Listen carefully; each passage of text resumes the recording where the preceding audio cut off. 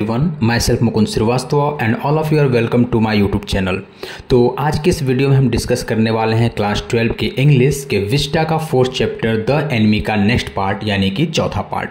तो चौथा part start करने के पहले मैं आपको थोड़ा सा प्रीव्यू दे दूं कि हम लोगों ने पढ़ा था कि हाना और सदाओ हस्बैंड वाइफ हैं जो अमेरिका में शिक्षा लिए हैं, एजुकेट हुए हैं और सदाओ एक बहुत बड़े सर्जन हुए हैं और ये दोनों लोग जापान में हैं और जापान में एक जनरल हैं। जब ये वर्ल्ड वार चल रहा है तो जनरल को सर्जरी की ज़रूरत है, जिस वजह से सदाओ को आर्मी के साथ नहीं भेजा गया था। और उसी क्रम में हमने ये भी देखा था, आपकी बुक में स्टोरी बताई गई थी कि उनके दुश्मन देश का सैनिक यानी कि एक अमेरिकन जो है लहरों में बह करके गोली लगी हुई है और बिल्कुल मरने की स्थिति में है और सदाओ के दरवाजे तक आ जाता है। सदाओ जो है उसको सर्जरी करके उसको बचा लेते हैं और जिससे उनके नौकर भी बहुत उनसे दुखी हो जाते हैं, नहीं चाहते कि सदाओ बचाएं। और सदाओ और हाना यानी पति पत्नी दोनों लोग परेशान हैं क्योंकि ये एक दुश्मन देश का नागरिक है और इनके ऊपर देशद्रोह और गद्दारी का मुकदमा चल सकता था। और ये दोनों लोग भी परेशान थे, सोच रहे थे क्या किया जाए, कैसे छुटकारा पाया जाए। तो पिछले पार्ट में हमने देखा था, ख़त्म यही हुआ था कि वो क्या करते हैं, अपने चीफ ऑफ द पुलिस को एक लेटर लिखते हैं कि 21 फरवरी को ऐसा हुआ कि हमारे घर के सामने एक कैदी जो था बह करके चला आया था। फिर उनको कुछ काम पड़ जाता है और उस लेटर को अपने ड्रॉर के सीक्रेट ड्रॉर में, टेबल के सीक्रेट ड्रॉर में रख देते हैं। अब आगे की कहानी आप इस वीडियो में सुनिएगा और आई होप कि कहानी आप सुन लेंगे तो आपको बहुत अच्छे से समझ में आ जाएगा, फिर आपको कोई नोट्स वगैरह पढ़ने की ज़रूरत नहीं पड़ेगी, ठीक है, क्योंकि हम इसमें सारा कुछ बताएंगे कि इस पार्ट से आपके एग्जाम में क्या पूछता है और कैसे आपको लिखना होता है। तो कहानी ये शुरू हो रही है कि जब वो रिपोर्ट लिख करके अपने ड्रॉर में रख दिए, उसके 7वें दिन, ठीक है ना, 21 फरवरी को वो आया था बच करके और ये रिपोर्ट लिख रहे थे। और 7वें दिन क्या हो रहा है, उनके वहाँ 2 घटनाएं घट रही हैं। एक घटना सुबह में घटी। तो हुआ क्या सुबह में कि जो सारे नौकर थे ना, उनके गार्डनर था, कुक थी, यूमी थी, ये लोग एक साथ उनका घर छोड़कर जाने को तैयार हो गए और अपना सारा सामान ना एक बड़े से चादर जो है, कॉटन करची, बड़ा सा चादर होता है, उसमें बांध देते हैं, जैसे मोटरी बांधा जाता है, जो गट्ठर लोग बांधते हैं, ठीक है, वैसे वो अपना सारा सामान बांध के इकट्ठा कर लिए। हाना जब सुबह उठ रही हैं तो देख रही हैं काम कुछ नहीं हुआ है, न घर की सफाई हुई है, न ब्रेकफास्ट बना है। वो तो समझ गई कि इसका मतलब क्या है और वो बहुत घबरा गई थी, डरी हुई थी। लेकिन चूंकि कि वो मालकिन थी ना, तो मालिक लोग जो होते हैं अपने नौकर के प्रति अपना दुख दिखाते नहीं है नौकर के सामने, तो इसी वजह से मालकिन का गर्व था उसके अंदर, तो वो कोई दुख दिखाई नहीं, बल्कि अपने नौकरों के पास गई, बहुत खुशी से हंस करके उनसे मिली, सिर हिलाई झुकाई, उनको पैसा दी और कही कि आप लोगों ने अभी तक मेरे वहाँ जो कुछ किया उसके लिए आपको बहुत बहुत धन्यवाद, ठीक है। और उसके बाद से नौकर रो रहे थे कि हम मालिक के वहाँ से जा रहे इतने दिन से काम के, भाई अभी आपको पता चला नौकर बहुत दिनों से काम कर रहे थे, ठीक है ना। जो बूढ़े माली थे वो उस समय से काम कर, जब सदाओ छोटे बच्चे थे, तो सोची इतने दिन से वो काम कर रहे हैं तो उनको लगा हो ही जाएगा। यूमी जो थी वो उनके डॉक्टर सदाओ और हाना के दो छोटे बच्चे थे, उनको खिलाती थी। तो छोटे बच्चे क्यूट होते हैं, किसी को भी लगाव हो जाता है, तो यूमी को भी हो गया था। तो यूमी जो थी इतनी दुखी थी ना कि बेचारी दौड़ करके वापस हाना के पास आ गई और कह रही है कि मैम यदि रात में बच्चे रोएंगे ना मुझे याद करके, तो आप एक बार मुझे ज़रूर बुला दीजिएगा, क्योंकि मैं अपने ही घर पे हूँ और आपको पता है कि मेरा घर कहाँ है। हाना मालकिन थी, ध्यान रखिएगा, और मालिक वाले गर्व के साथ करिए कि धन्यवाद, और मन ही मन सोच रही है ना कि हमारा बच्चा चाहे जितना भी रो ले मैं यूमी को नहीं बुलाऊंगी, ठीक है। और उसके बाद से वो नौकर चले जाते हैं और ये चली जाती हैं। हाना जो है ब्रेकफास्ट बनाती हैं, सदाओ दोनों बच्चों को पकड़े हुए हैं, हेल्प कर रहे हैं, लेकिन दोनों पति पत्नी नौकर के जाने के बाद कोई बात नहीं करते हैं, ठीक है। और उसके बाद से हाना क्या करती हैं, सुबह का ब्रेकफास्ट लेकर उस कैदी के पास जाती हैं, अमेरिकन के पास, और जब उसको खिला के फिर वापस सदाओ के पास आती हैं। आ करके फिर हस्बैंड वाइफ डिस्कस कर रहे हैं, बहुत दुखी हैं लोग, परेशान भी हैं लोग, समझ में नहीं आ रहा क्या किया जाए। तो कह रही है कि ये बताओ हम लोग को क्यों नहीं दिखता कि हमें क्या करना है। यहाँ तक कि नौकर जो है अनपढ़ गंवार हैं, उनको समझ में आ गया कि उनको क्या करना है और वो लोग हमें छोड़ के चले गए। और नौकरों ने सही कहा था कि हम लोग अमेरिकन की तरह हो गए, हम लोग जापानी की तरह क्यों नहीं सोच रहे हैं। सदाओ भी कंफ्यूज हैं, वो भी जवाब नहीं दिए। बाद में क्या हो रहा है ना, वो यही चिंता में गुस्से में जाते हैं उस कैदी के पास और उससे कहते हैं कि झुझला करके तुम आज अपने पैर पे खड़े हो जाओ और मैं चाहता हूँ कि कम से कम 5 मिनट खड़े रहो और फिर कल दुगुना यानी 10 मिनट खड़े होना, परसों 15 मिनट खड़े होना, ऐसे करके तुम जल्दी ठीक हो जाओगे। वो बच्चा, नौजवान बच्चा, बिल्कुल दुबला पतला और बीमार से उसका शरीर पूरा पीला हो चुका है। कह रहा है ठीक है मैं खड़ा होऊंगा, और थोड़ी देर बाद रुक के कह रहे हैं ना कि मेरा जीवन बचाने के लिए आपको बहुत बहुत धन्यवाद। अब तो उसने ये कहा कि डॉक्टर सदाव जीवन बचा लिए, लेकिन डॉक्टर सदाव और उनकी पत्नी के मन में क्या चल रहा था और उस बच्चे का फ्यूचर क्या था, ये तो हम लोग भी जान गए कहानी पढ़ते पढ़ते। तो डॉक्टर सदाव ये कह रहे हैं ना कि बहुत जल्दी मुझे धन्यवाद मत दो।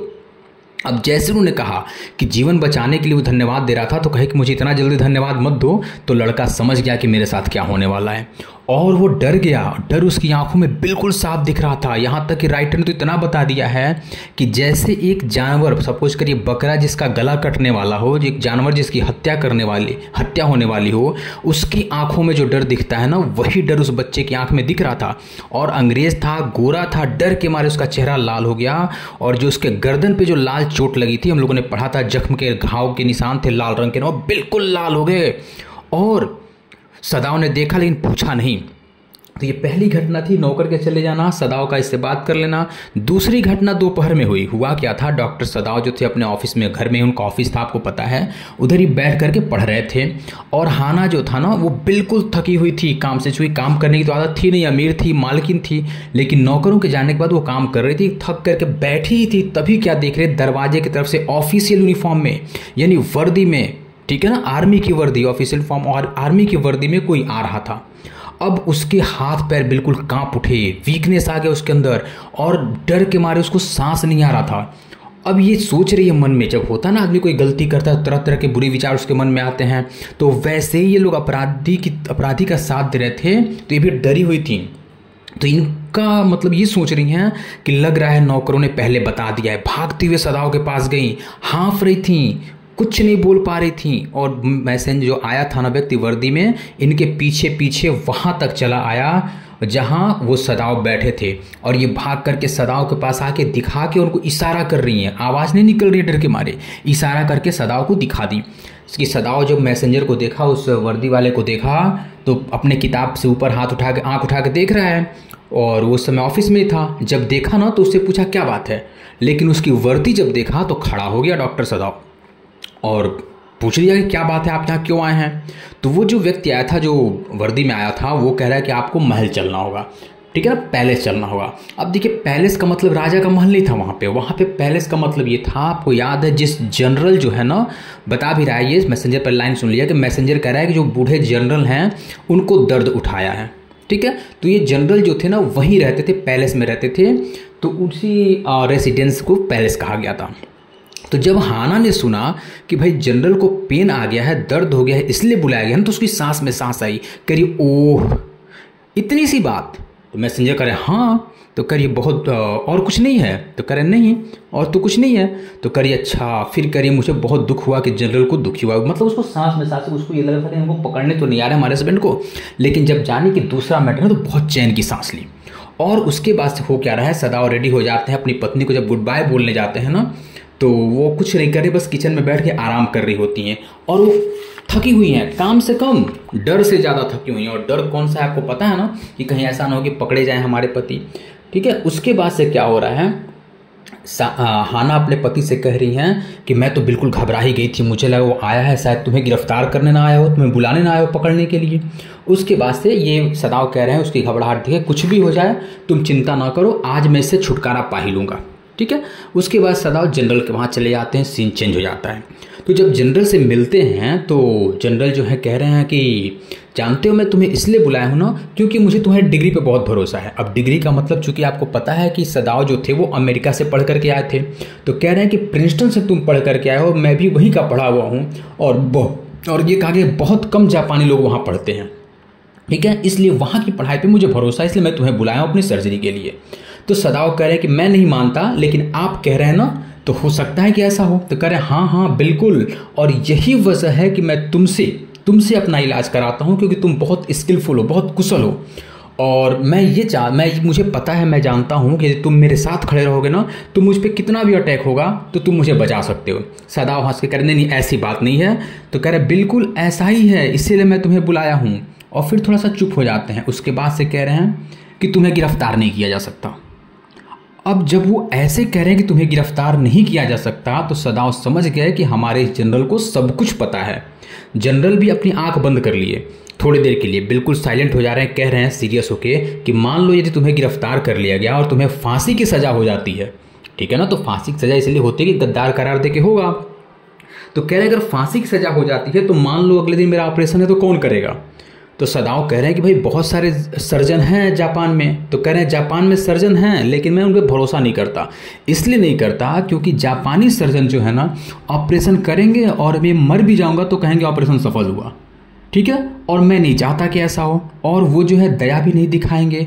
और तुम जो हो वो अमेरिका से पढ़े हो, थोड़े भावुक हो गए हो। अब कह रहे हैं भावुक इसलिए कह रहे हैं ना, क्योंकि वो एक अमेरिकन का यानी अपने देश के दुश्मन का इलाज करके और उनको ठीक कर दिए। तो ये तो अपने देश के थे ना, तो वही वो कह रहे हैं कि जब तुम इतने भावुक हो कि दुश्मन का इलाज करके उसको बचा सकते हो, तो मैं तो फिर भी तुम्हारे अपने देश का हूँ।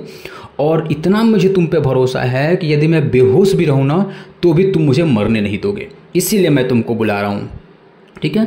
सदाव मुस्कुरा रहे, कह रहे हैं ऐसी बात नहीं है, बस मैं अपना अच्छा प्रयास करता हूँ। तो फिर जनरल कह रहे हैं कि देखो मैं तुम्हारे ऊपर जांच नहीं बैठाऊंगा, ठीक है, और क्योंकि बहुत बड़ी जिम्मेदारी होती है और बहुत उसको समझा रहे हैं। फिर कह रहे हैं कि अच्छा मुझे लगता है कि बहुत तुम्हारा दुर्भाग्य था कि वो जो व्यक्ति है पानी के लहरों में बहता हुआ तुम्हारे दरवाजे तक पहुंच गया, ये बहुत दुर्भाग्य की बात है। सदाव भी मान जाते, कह रहे हैं कि हाँ मुझे भी यही लगता है कि दुर्भाग्य की बात है। उसके बाद से जनरल फिर चुप होते हैं, सीरियस होकर कहते हैं कि अच्छा रहेगा कि चुपचाप उसकी हत्या करा दी जाए, ठीक है ना। ये जनरल हैं, सदाव का हेल्प कर रहे हो, कह रहे हैं कि अच्छा रहेगा कि उसकी चुपचाप हत्या करा दी जाए।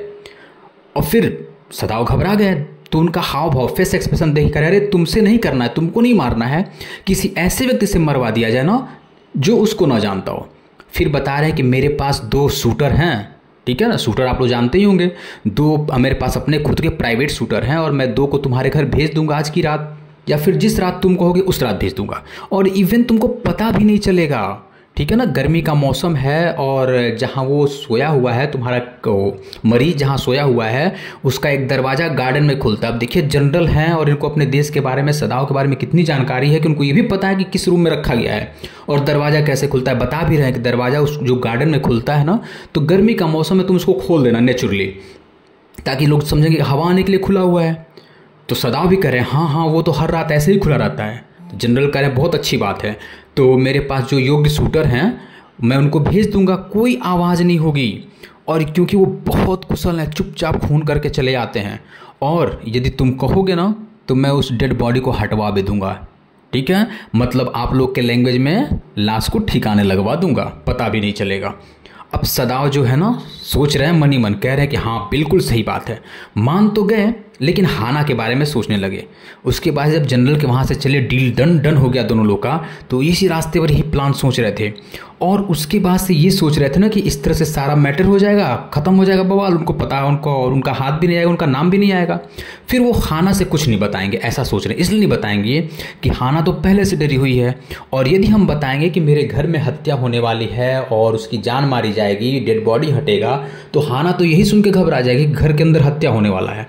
इस वजह से वो हाना को कुछ नहीं बताते। फिर अचानक उनके मन में ख्याल आता है कि जो लोग पावर में होते हैं, जो लोग सत्ता में होते हैं, वो अपने दुश्मनों का अंत कैसे करते हैं, यानी कि जो लोग उनका विरोध करते हैं वो कैसे चुपचाप उनको ख़त्म करा देते हैं। ये जनरल की बात याद आ रही है। जनरल ने कहा था ना कि मैं शूटर से भेज के उसकी हत्या करा दूंगा, डेड बॉडी भी हटवा दूंगा, किसी को पता भी नहीं चलेगा, तुमको भी नहीं पता चलेगा।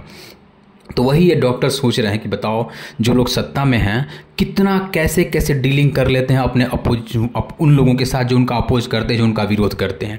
खैर जो भी हो, उसके बाद से ये सारे थॉट जो उनके मन में आ रहे थे उसको वो दिमाग में नहीं आने दिए, हटा दिए। घर पहुंचते हैं, दरवाज़ा खोलते हैं और सीधे उस कैदी के कमरे में जाते हैं देखने के लिए कि उसकी कंडीशन क्या है। लेकिन जब वहाँ पहुँच रहे हैं तो बिल्कुल आश्चर्यचकित हो जा रहे हैं, क्योंकि वह व्यक्ति बिस्तर पर था ही नहीं। अब जब वो बिस्तर पे नहीं, जब देख रहे हैं तो पता चला कि वो तो बागीचे में जाने की तैयारी कर रहा है। अब देख के अचानक से पूछा, अरे ये क्या कर रहे हो तुम, किसने तुम्हें परमिशन दिया तुम्हारा कमरा छोड़ने के लिए। अब वह व्यक्ति हंसते हुए कह रहा है, उसका नाम टॉम था, आपको बताया है कि वो हाना को अपना नाम बता चुका था। टॉम जो है कह रहा है कि मैं किसी के परमिशन, यानी कि कह रहा है कि मुझे किसी का परमिशन लेने की आदत नहीं है, या मैं किसी के परमिशन लेने का वेट नहीं करता हूँ, ठीक है, और मैं अच्छा फील कर रहा हूँ, सब कुछ ठीक है, लेकिन एक तरफ जो मेरा मसल्स है जहाँ गोली लगा था ना वो थोड़ा अकड़ा हुआ दिख रहा है, टाइट दिख रहा है।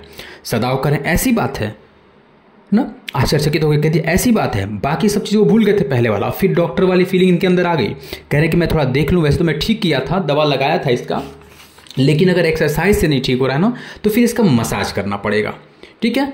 और मसाज वगैरह देख करके उसको फिर वो निकल लेते हैं वहाँ से, और उसके बाद से क्या हो रहा है वहाँ से निकल लेते हैं, ठीक है।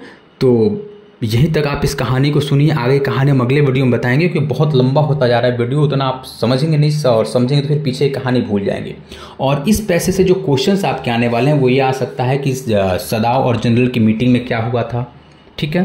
तो इसका आंसर आप समझ गए हैं, आप लिखिएगा, डाउट होगा तो कमेंट करके पूछिएगा। दूसरा क्वेश्चन पूछता है कि सदाव क्यों नहीं चाहते थे कि उनके घर के अंदर हत्या हो, हाना को क्यों नहीं बताना चाहते थे, ठीक है। तो यही शायद 2 इंपॉर्टेंट क्वेश्चंस हैं, और भी छोटे मोटे क्वेश्चंस हैं वो फिर हम आपको डिस्कस करेंगे। तब तक के लिए आप इस वीडियो को देखिए, सुनिए, समझिए और अपने फ्रेंड्स को शेयर करिए, ठीक है। और इस पार्ट में जो भी आपको नहीं समझ में आएगा आप कमेंट करके पूछ सकते हैं, ठीक है। अगला वीडियो बहुत जल्दी आने वाला है, तब तक के लिए धन्यवाद, थैंक यू।